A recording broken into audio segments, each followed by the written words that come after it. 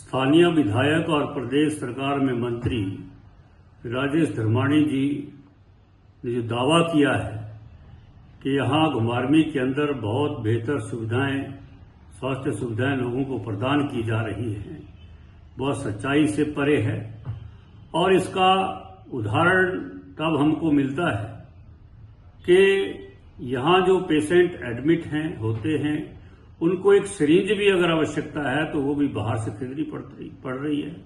उनको IV set अगर की जरूरत है तो भी बाहर से लाना पड़ता है खरीद कर, और सामान्य ग्लूकोज भी उनको बाहर से खरीद कर लाना पड़ता है।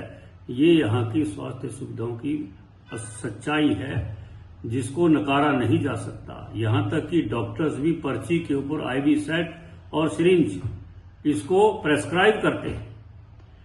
और इसके साथ ही यहाँ पर जो मंत्री जी ने दावा किया है कि यहाँ 60 बिस्तर जो हैं वो लगे हुए हैं, तो मैं पूछना चाहूँगा कि 60 बिस्तर अगर लगे हैं तो एक एक बेड के ऊपर 2-2 पेशेंट क्यों पड़े हुए हैं, और उन पेशेंट्स को किस प्रकार की समस्याओं का सामना करना पड़ रहा है उसकी असलियत जानने के लिए मंत्री जी को खुद वहां जाना पड़ेगा और देखना पड़ेगा कि किस प्रकार लोग एक बेड पर 2 पेशेंट और साथ में उनके तामीरदार जो उनके देख रेख के लिए उनके साथ हैं, उनको किन किन परिस्थितियों का सामना करना पड़ रहा है।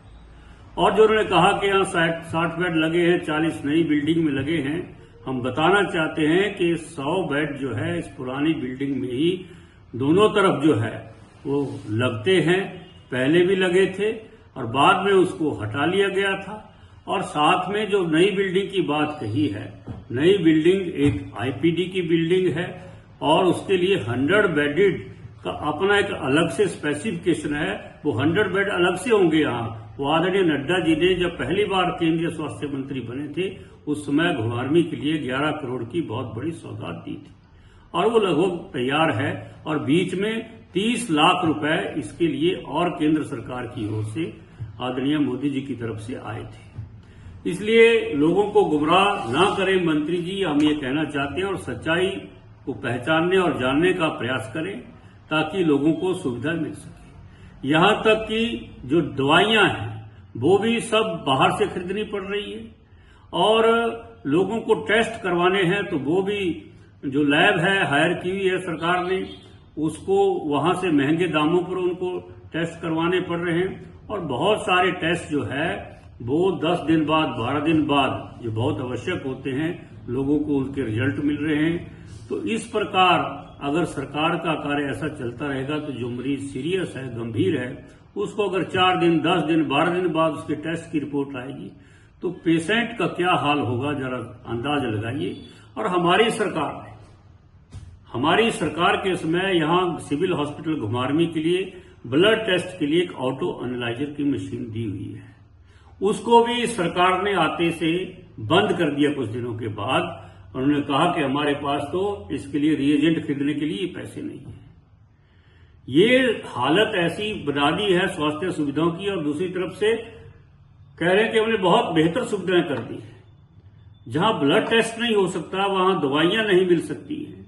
जो सैकड़ों दवाइयां हमारी सरकार के द्वारा जो है लोगों को सस्ते दामों पर और फ्री में मिल रही थी, वो सारी बंद कर दी है। अब उसके लिए कह रहे हैं कि हमने तो बहुत अच्छी बेहतर स्वास्थ्य सुविधाएं दे दी।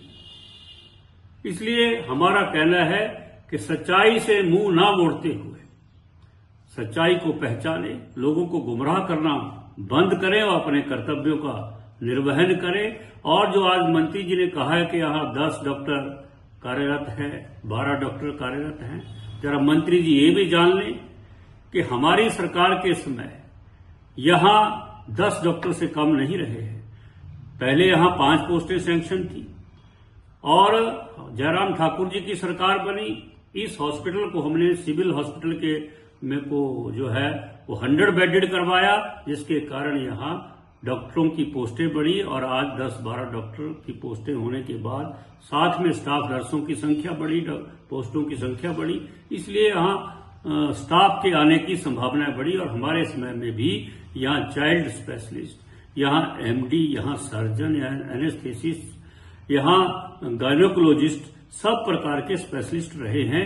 ये कोई नई बात घुमारवीं के लिए अब नहीं रही है जिसके लिए आप पीठ थपथपा रहे हैं। हमने भराड़ी की जो हमारी पीएससी है, सीएससी है, उस सीएससी में भी हमने एमडी वहां बिठाए थे, वहां चाइल्ड स्पेशलिस्ट हमने बिठाए थे। इस प्रकार लेकिन आपने भराड़ी हॉस्पिटल का भी भट्टा बैठा दिया, वहां उसको रेफरल हॉस्पिटल बना दिया। जो भी पेशेंट जाता है उसको तुरंत वहां से रेफर किया जाता है और यहां तक कि वहां भी किसी प्रकार की सुविधा, वहां टॉयलेट्स की बहुत बुरी हालत है। कल परसों भी एक खबर छपी थी कि बच्चा भराड़ी से एक डिलीवरी की इसको रेफर कर दिया और रास्ते में ही बच्चा जो है वो उसकी डेथ हो गई। ये हालत जो है इस भराड़ी सीएससी की बना के रखी है और आपसे और पीछे से आप अपनी पीठ थपथपा रहे हो कि हमने बहुत बेहतर सुविधाएं दे दी है। इसके साथ ही हमारी जो पेरीफेरी की जो हमारी पीएचसी है, चाहे वो बड्डूसान है, चाहे वो करियाड़ है, चाहे वो लेडीज रेल है, वहां भी डॉक्टर नहीं है। वहां के लोगों को भी इधर उधर बड़े संस्थानों में जाना पड़ता है छोटी छोटी बातों को लेकर भी। हटवाड़ में हमने 24 घंटे की वहां ओपीडी और व्यवस्था जो है डॉक्टरों की थी, उसको भी आपने खत्म कर दिया। वहां हमने 10 बेड लगाए थे, वहां आपने आते से ही सरकार आते से 10 बेडों को भी वहां से उठा लिया ताकि लोगों को सुविधा न मिल सके। इसलिए क्या सरकार को चुना था। और आज वहां केवल एक डॉक्टर है, काफी लंबे समय से वहां डॉक्टर का एक पद भी खाली पड़ा हुआ है। तो सच्चाई को जाने, इसलिए जो लोग ये कहते हैं कि बहुत बेहतर सुविधाएं होगी और स्वयं मंत्री जी कह रहे हैं कि बहुत बेहतर सुविधाएं होगी, उन सुविधाओं का असलियत जो है, असली चेहरा जो है ये आपके सामने है। इसको जरा देखें, पहचाने, तभी बात जो है वो आगे करें।